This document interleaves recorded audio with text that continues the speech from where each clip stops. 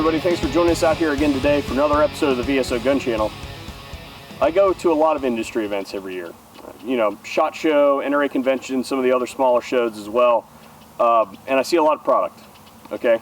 And my major beef with our industry, I suppose, would be that there's not a whole lot of innovation going on in our industry today. And I mean, you'll see some gold star things every once in a while that are really cool, that'll pop out, things like the M-LOK attachment system. You know, I could list a couple, but every single year I asked friends, you know, at these shows, what did they see that was cool? What did they see that was new and innovative? And a lot of them, by and large, come up with very few things to say. That all changes today. The hardest part of making ammunition isn't the powder, isn't the primer, isn't the projectile, it's the casing. And today, we have the next leap forward in ammunition technology. This is the Shell Shock Technologies NAS cubed ammunition casing. This thing brings a lot of new technology to the table, and so much so that I even have two huge technology summaries here. One from Shell Shock Technologies themselves, and one from LTech Enterprises, which is the manufacturer that sent us this ammunition for today's test. We'll be going through this, and I will be publishing both of these documents after they've been cleaned up for anything that we find inaccurate or you know, any kind of like personal notes that they've got written on these things. Obviously, we'll be going through and checking them out. But real quick things that we want to talk about real quick here on video. These things are slick. I mean, we're talking the lubricity factor on these things is better than nickel-plated brass. This is a two-part case.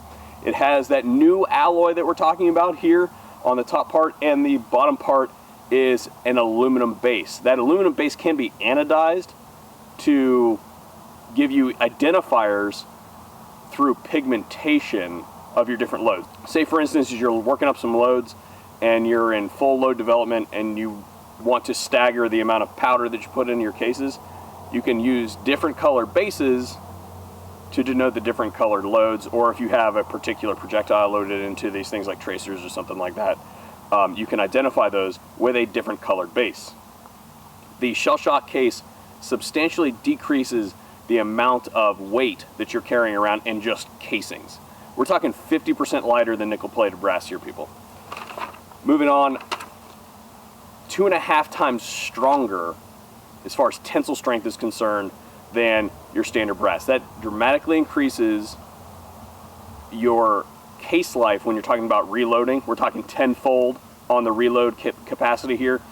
And obviously, that makes it rated for plus P ammunition and plus P plus loadings. So keep that in mind.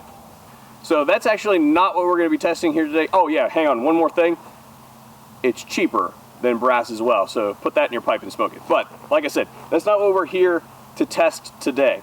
Our main concern is, earlier I said this is a two-part case. Aluminum base, new alloy on the body. My concern is that this will separate when we're talking about high volume fire. Now they have said that they've tested it on machine guns as well as 30 different types of handguns.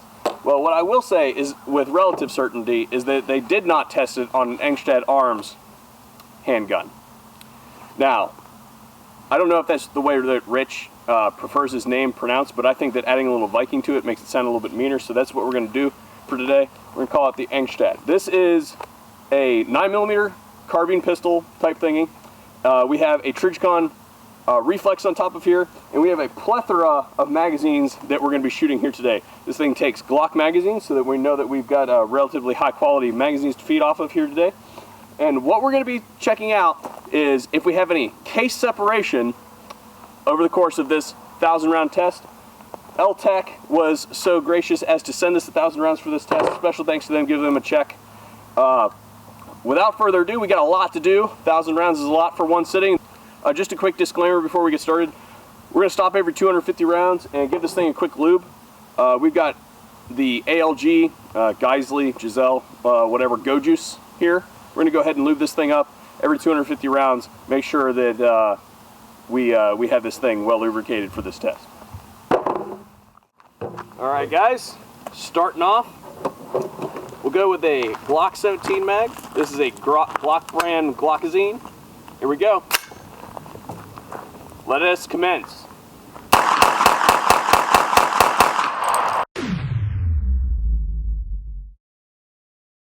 All right, guys, so as you can imagine, this video ended up being quite long.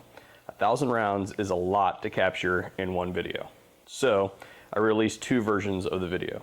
This short version, which just has all the information, and a second version that is the whole thing start to finish.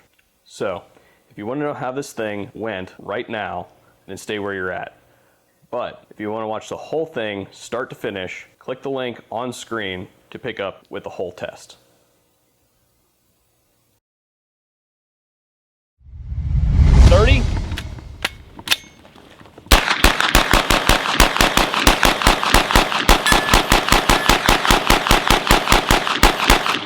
Woo!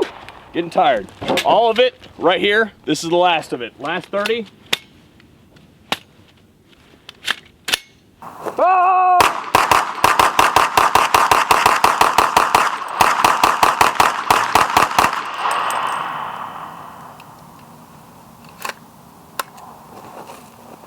All I have to say is this gun is an absolute tank. I mean, he was not kidding. Rich was not kidding when he said that this thing would definitely run 1,000 rounds. 1,000 rounds it did. We'll get some close-up shots here. This thing is gummy. It is quite dirty. But I will say, you know, obviously the subject of this video is the ammunition. Not a single malfunction that we had here today was a result of the new casing technology. Thumbs up to Shell Shock Technologies. Their stuff works. The ejection pattern looks great. Very consistent ammunition. We did not have a single case separation. The front of the case never separated from the back of the case in 1,000 rounds. A lot of people won't shoot 1,000 rounds in a year. We shot 1,000 rounds in however long this video is. This gun is smoking hot. I give 2 thumbs up to everything that we tested here today. Maybe not the Trigicon reflex here because it did rattle loose, but synopsis is she's a go. Yeah, but we tightened it back up and it held at 0. Yeah, it did. It totally did. 3 thumbs up. Yeah, 3 thumbs up. You guys got anything to add? Anything to add? Thank you, LTech, for the extra range aggregate. Thank you very much. Certainly. Now, one thing I did forget to mention about that. I said that there was lots of things that we couldn't cover in this video. The cases are magnetic, so they can be totally swept up with a magnet. We were sweeping up earlier with one of the Tactical Walls hide mags. So these things can totally be swept up with a magazine, or not a magazine, a magnet, so that you guys don't have to worry about sweeping them up with one of your case sweepers. We don't typically sweep cases here because of the gravel that we have on the range, but I could totally see, that cleanup would be relatively easy. We would just have to separate it from the steel cases. So, thumbs way, way up for the Shell Shock Technologies NAS cubed ammunition casings. These things are awesome. Very, very pleased with these. Thanks for watching the VSO Gun Channel. Thanks for checking this stuff out with us. We'll catch you guys on the next video.